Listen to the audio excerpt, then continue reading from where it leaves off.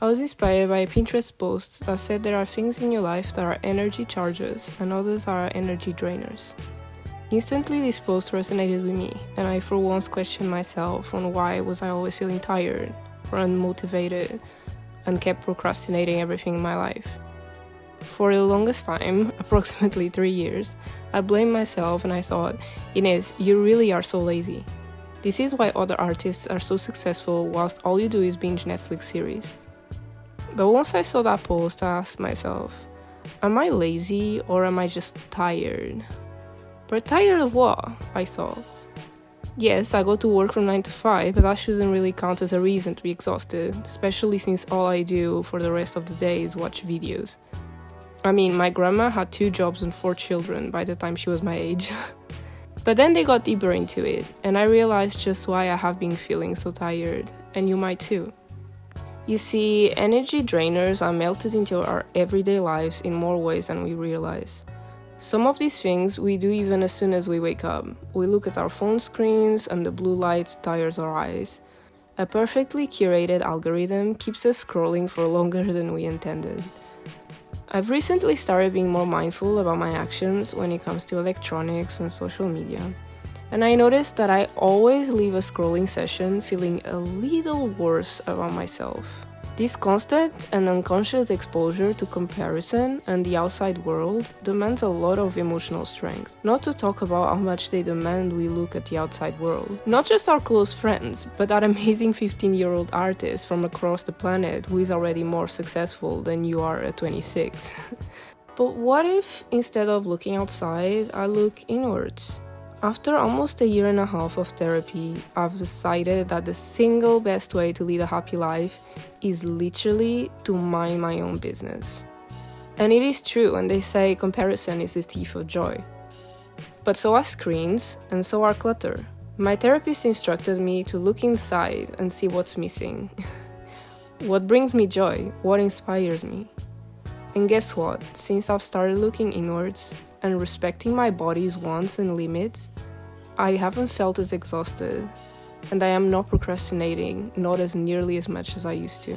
So here is a list of things that I found bring me back to center and charge my soul. Reading a nice or bad book or manga. It is still a rather hard thing for me to do, since the first thing I want to do when I wake up is to check new notifications. But I found that starting the day in silence and with my eyes off the screen helps immensely with keeping my brain speed at a low. As I start the mornings by checking my phone, by the first 20 minutes of my day, I have already consumed huge amounts of random information in various formats.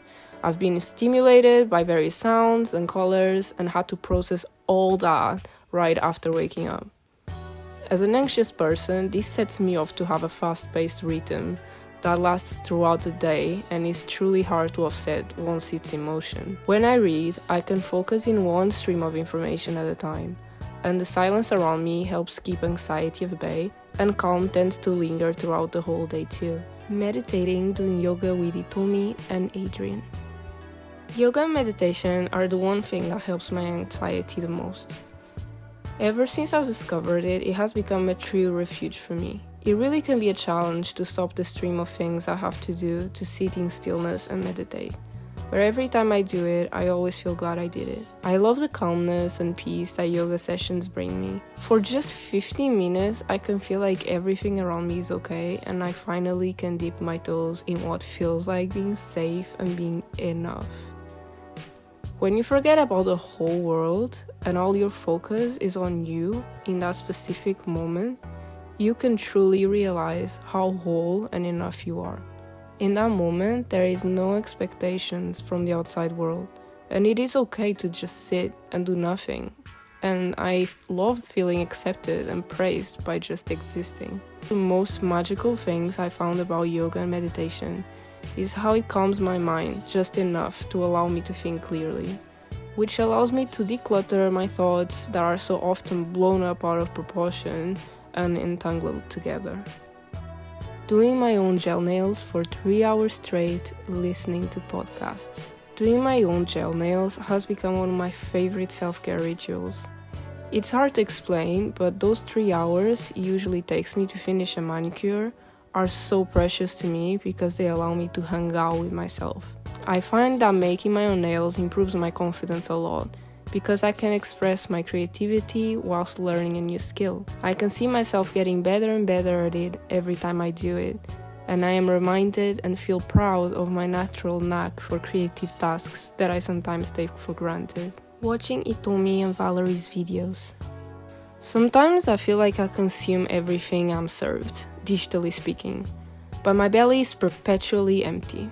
I've learned that not every content piece has actual content in it.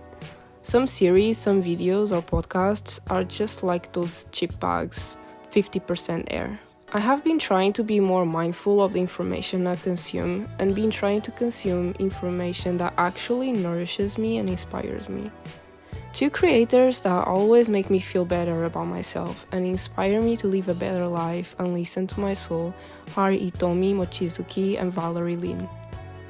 I really admire how they are amazing artists and are so comfortable with their own vulnerabilities and artistic needs. When I watch their videos, I catch myself thinking, that is such a kinder way to see things.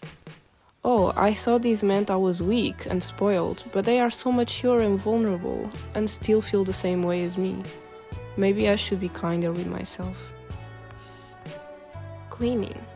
I think this one goes without saying, but cleaning is not only my procrastination activity of choice, but also one of my favorite coping mechanisms. It feels so good to enjoy a space that has been cleaned and smells nice. I can't perform any self-care rituals in a space that doesn't make me feel cared for. Having a bath and doing skincare. Until now, I've spoken of activities that mostly cater to my inner well-being, but taking care of this vessel that carries my soul, as 𝙎𝙤𝙘𝙞𝙖 would say, feels as rewarding. I love soothing my body with warm water and nice scents. I enjoy spending my money on all types of creams, toners and soaps. Smell is one of the most developed senses in our bodies, and therefore one of the easiest ways we can access our inner state. A kind and sweet scent and creamy texture will leave me feeling cared for, whilst the citrusy scent will leave me feeling refreshed. Isn't that amazing? I am always in awe at how much simple things like this can have an effect on my mood and completely reset my mental state. I enjoy curating a series of products dedicated specifically for a certain intention I have, and then performing the ritual by following each product application order with intention. I can feel my body appreciates this, and it is my way of making sure I appreciate my body back and don't take it for granted. And there you go, these are 6 things that charge my soul. See you on my next video.